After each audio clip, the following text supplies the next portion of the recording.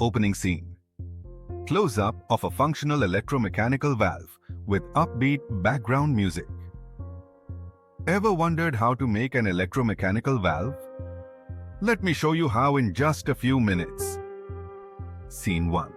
Tools and materials displayed. Here's what you'll need.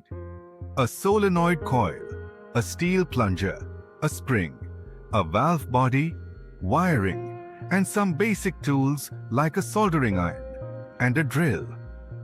Quick pan of the materials arranged neatly. Got everything ready? Let's dive in. Scene 2. Building the solenoid. Step 1.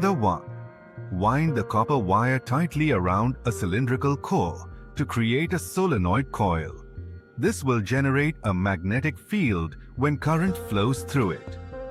Close-up of wire being wound around a core, sped up. Make sure the winding is even and secure. Scene 3. Preparing the valve body. Step 2. Drill holes into the valve body for the inlet, outlet and plunger. This is where the flow control happens.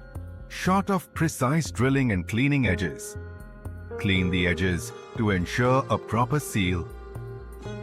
Scene 4. Assembling the mechanism. Step 33. Place the steel plunger inside the solenoid coil and attach the spring. This allows the plunger to return to its original position when not activated. Visual of plunger and spring assembly.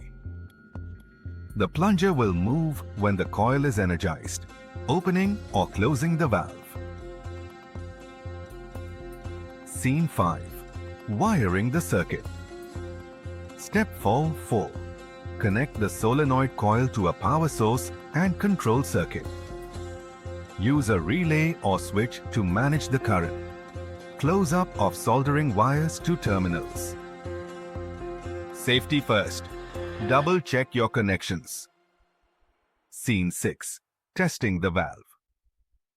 Step 5. Test your valve by applying power.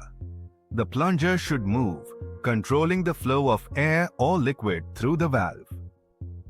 Short of liquid flowing and stopping as the valve operates. And there you have it, your own electromechanical valve. Closing scene. Wide shot of the completed valve in action. From controlling water to automating air systems, these valves are incredibly versatile. Like and subscribe for more DIY projects.